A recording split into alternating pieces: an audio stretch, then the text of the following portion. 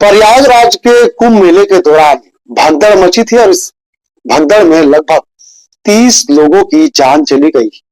उसके बाद पूरे देश में तमाम राजनीतिक पार्टियां सरकार और केंद्र सरकार को घेरते हुए नजर आ रहे हैं। कोई कह रहा है कि इसमें सेना का हवाले कर देना चाहिए कुंभ मेला को, तो कोई कह रहा है कि योगी से यूपी नहीं संभल रहा, उन्हें इस्तीफा दे देना चाहिए। तो प्रयागराज की घटना पर अब वहां की स्थिति क्या है, राज्य प्रशासन और राज्य सरकार क्या कुछ फैसला ले लिया है घटना के बाद, क्या कुछ बदलाव किया है कुंभ मेले में, तमाम चीजों पर आज हम चर्चा करेंगे।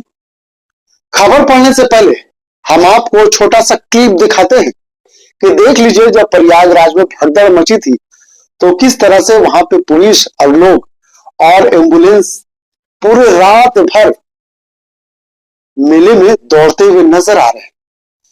पहले हम आपको उस छोटा सा क्लिप दिखाते हैं, आप क्लिप देख करके ही समझ जाएंगे कि प्रयागराज की घटना ने कितना बड़ा देश को झंझोर कर रख दिया है।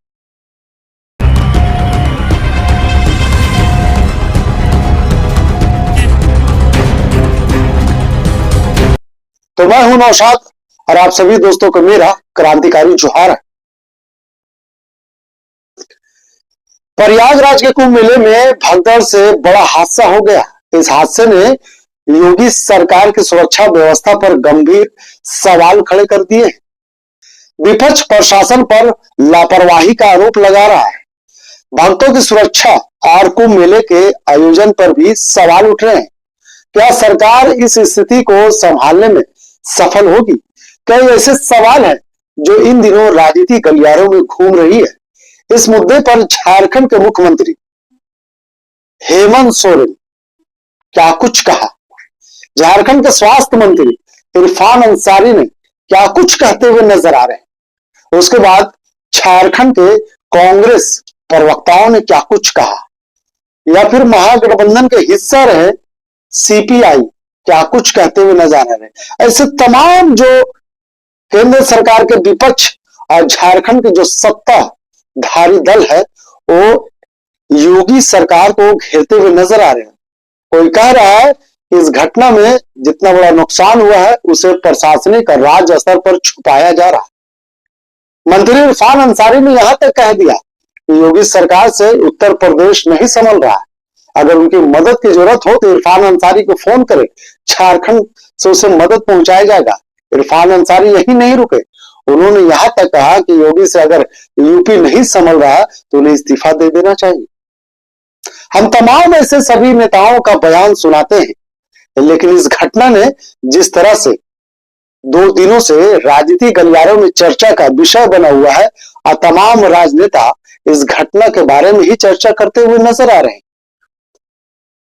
डॉक्टर इरफान अंसारी ने कहा कि इस घटना में शामिल श्रद्धालुओं के परिजनों को सरकार 50-50 लाख रुपया दे।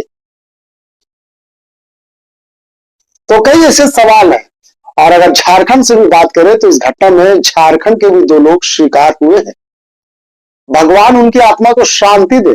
लेकिन जिस तरह से कुंभ मेले में भगदड़ मची है ये कोई पहली घटना नहीं है, इससे पहले भी भगदड़ मच चुके हैं।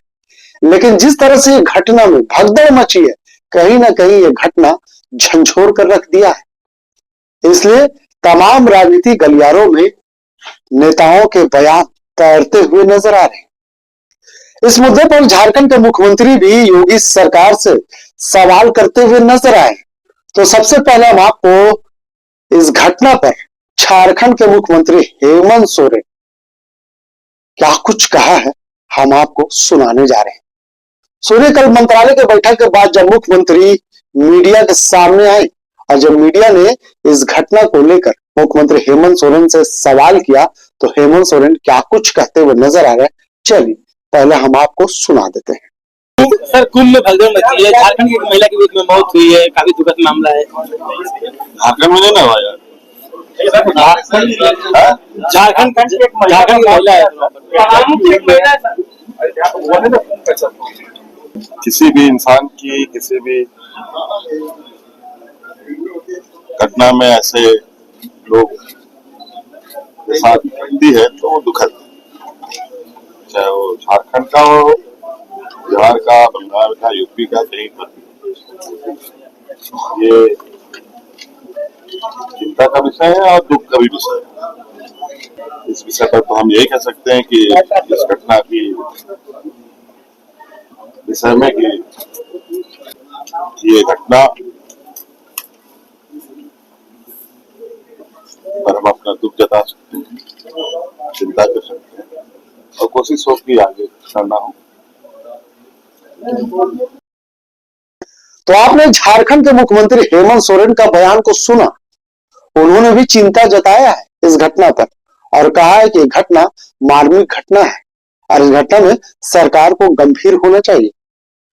वहीं झारखंड के स्वास्थ्य मंत्री इरफान अंसारी तो इस घटना पर सीएम योगी से इस्तीफा ही मांग लिया। उन्होंने कहा कि अगर कुंभ और यूपी नहीं संभल रहा है तो उन्हें इस्तीफा दे देना चाहिए।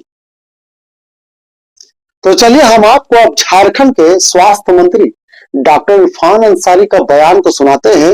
योगी को क्या कुछ कहते हुए नजर आ रहे हैं, तो सुनिए डॉक्टर इरफान अंसारी क्या कह रहे हैं। संवेदना है और जो लोग मारे गए हैं परिवार के प्रति भी मुझे काफी चिंता है और मैं कहूंगा उत्तर प्रदेश की सरकार को कम से कम पहली बार आपको होस्ट करने का मौका मिला है। काफी लोग जा रहे हैं, झारखंड से भी लोग जा रहे हैं, हमारे श्रद्धालु भाई लोग, तो उनकी सुरक्षा, जान माल की रक्षा की जवाबदेही आपकी है। आपको देखना चाहिए कहाँ चूक हुआ, कौन जिम्मेवार है, आपने कौन सी कार्रवाई की।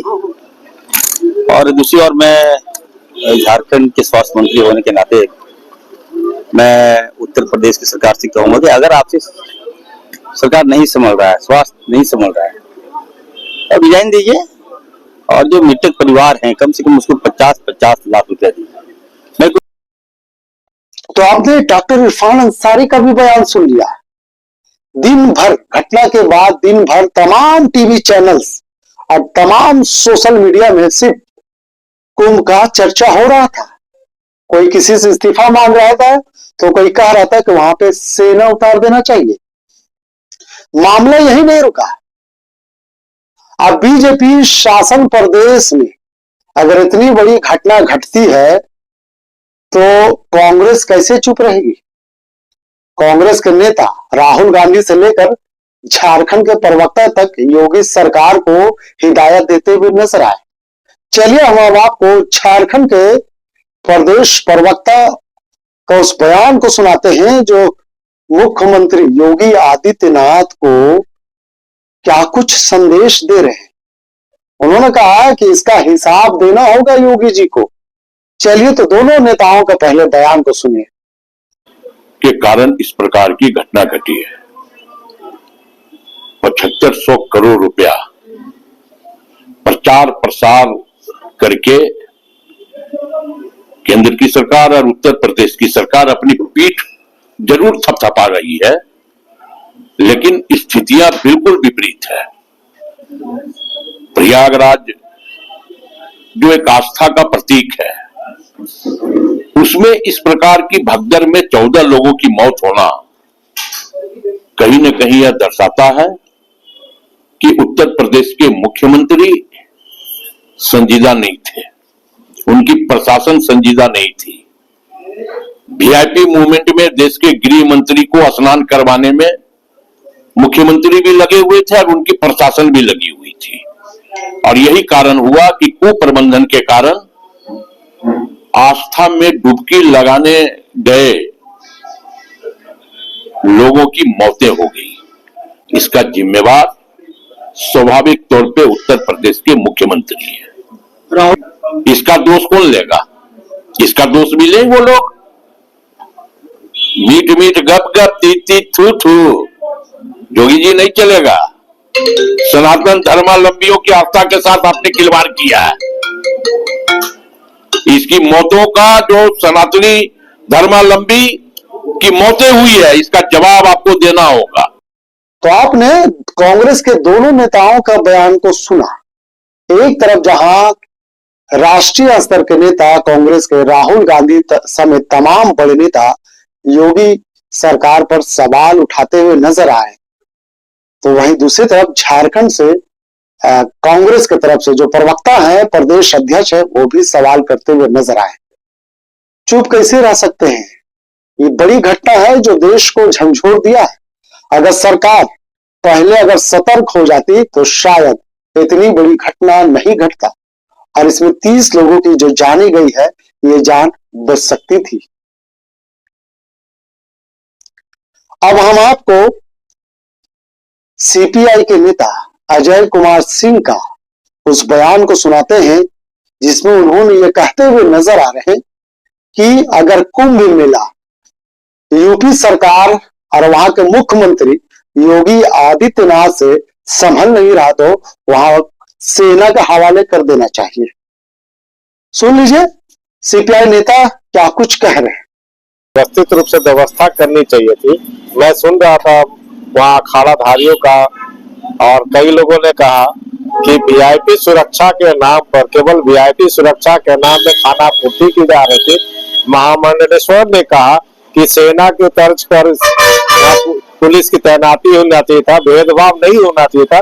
तो यूपी की पुलिस जो है केवल वीआईपी सुरक्षा में अगर व्यवस्थित होती, आम जनता को उन्होंने ऐसे छोड़ दिया, उसका ही परिणाम है।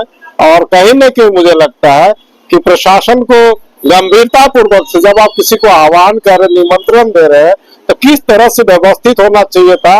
सोए हुए लोगों पर हजारों लोग चढ़ गए और ये महामंडलेश्वर ने आशाय स्नान को भी इसको बंद करने का काम किया। उन्होंने कहा कि जनता सर्वोपरि है, हम जनहित में बात करते हैं। जनता अगर किसी तरह से कुव्यवस्था के कारण ये व्यवस्था फैली है तो उसके लिए उन्होंने कहा कि हम शाही स्नान में बैंड बाजा जो लेके जाते थे, उन्होंने उसको बंद करने का काम किया है। तो घटना के बाद किसी का मुंह चुप नहीं है। हाँ, ये अलग बात है कि बीजेपी के नेता इसे बचाव करते हुए नजर आ रहे हैं। बीजेपी के तमाम नेता घटना पर चुप्पी साधे हुए, लेकिन मौका मिला है विपक्ष को तो विपक्ष कैसे चुप रहती? विपक्ष सवाल पर सवाल दाग रही है। इस घटना में 30 लोगों की दर्दनाक मौत हो गई है। घटना के बाद यूपी सरकार ने नई व्यवस्था भी लागू कर दी है। अब वीवीआई पास रद्द कर दिए गए हैं। मेला क्षेत्र में गाड़ियों की एंट्री भी बंद हो गई है। प्रयागराज में 4 फरवरी तक 4 पहिया वाहन नहीं आ पाएंगे। वन वे रास्ते बना दिए गए हैं, लेकिन वाहनों के ना चलने से श्रद्धालुओं की लंबी दूरी पैदल तय करने पड़ रहे हैं, जिससे खासे परेशानी का सबब भी बन रहा शादियों को लेकर के। अगर यही व्यवस्था सरकार पहले कर लेती तो आज इतनी बड़ी घटना नहीं घटती। कोई भी घटना बोल कर नहीं आता है। हर सरकार ये चाहती है कि अगर हम व्यवस्था कर रहे हैं तो शायद उस व्यवस्था में कोई कमी ना हो। महाकुंभ को लेकर के जिस तरह से यूपी सरकार ने व्यवस्था किया था, प्रत्यक्षदर्शियों का कहना था कि जिस तरह से वीवीआईपी कल्चर महाकुंभ में देखने को मिल रहा है, उससे ही घटना घटी है। वहां के जो लोग मौजूद थे घटना के दौरान साफ कहते हुए नजर आ रहे थे। हमने भी कई टीवी चैनलों में कहा कि आने और जाने का सरकार और वहां के जो लोकल प्रशासन है एक ही रास्ता रखा था, जिस कारण पूरे रास्ते में भक्त लोग सोए हुए थे। और जब महाकुंभ को लेकर के इतने बड़े श्रद्धालु जब अमावस्या को लेकर के इकट्ठा हुए थे और शाही स्नान को लेकर के जब वहां पे लगभग रात को 1:30 बजे भगदड़ मची, तो ऐसे में कह सकते हैं कि उसे संभालना मुश्किल हुआ और वही कारण बना मौत का। लोग इधर उधर दौड़ते हुए नजर आए और दौड़ने वाले लोगों को ये नहीं पता चला कि जिस रास्ता में वो दौड़ लगा रहे या भाग रहे वहां नीचे कई श्रद्धालु सोए हुए। इस घटना में किसी का मां खोया, कोई अपना बेटा खो दिया, कोई अपना बाप खो दिया। अब योगी सरकार जाग चुकी है। शायद मृत श्रद्धालुओं के परिजनों को सरकार मदद पहुंचाने का आश्वासन भी दिया है, लेकिन अब जान गई है तो वापस नहीं आ सकता। अगले साल जब कुंभ का मेला का आयोजन होगा तो सरकार इसमें फूक फूक कर कदम रखेगी, लेकिन इतनी बड़ी घटना कहीं ना कहीं देश और राज्य के लोगों को झंझोर कर रख दिया है। तो ये खास स्पेशल रिपोर्ट हम आपके लिए बना रहे थे। जिस तरह से 2 दिनों से लगातार सभी टीवी चैनल्स और सोशल मीडिया में इस तरह की खबर तैरते हुए नजर आ रहे थे, तो मुझे भी लगा कि अपने व्यूअर्स और अपने चैनल को देखने वाले सपोर्टर्स के लिए ये खबर जरूरी है, क्योंकि सभी चीजों पर जब तक ऑपरेशन नहीं करेंगे तब तक आपकी बातें, मेरी बातें आपको समझ में नहीं आएगा। इसलिए हमने कोशिश किया है कि तमाम बड़े नेताओं के बयान के साथ हम उस चीजों को दिखाने का प्रयास कर रहे हैं जो शायद प्रयागराज कुंभ के दौरान घटी घटना का एक आईना है। खबर अगर अच्छी लगी हो तो आप इसे अपने दोस्तों, मित्रों और सहयोगियों को पास शेयर करने का काम करें। अगर कुछ कमी रह गई हो खबर में तो आप मुझे मैसेज भी कर सकते हैं। आपका सुझाव मेरे लिए अमूल्य है। हम आपके सुझाव को प्राथमिकता भी देते हैं और आपके सुझाव के साथ हम अगले खबर को भी तैयार करते हैं और उसे परोसने का काम करते हैं। आपका सपोर्ट अभी तक मिल रहा है और मुझे उम्मीद है कि आगे भी इसी तरह मिलता रहेगा। लेकिन आपसे रिक्वेस्ट है, अगर आप हमारे चैनल पर पहली बार आए हैं तो आप हमारे YouTube चैनल को सब्सक्राइब कर लीजिए और अगर फेसबुक पेज पर आप इस खबर को देख रहे हैं तो हमारे फेसबुक पेज को फॉलो कर लीजिए, क्योंकि देश और राज्य की तमाम बड़ी खबरों के साथ हम आपके बीच में आते हैं और आपको आगाह और खबरदार रखने का काम करते हैं।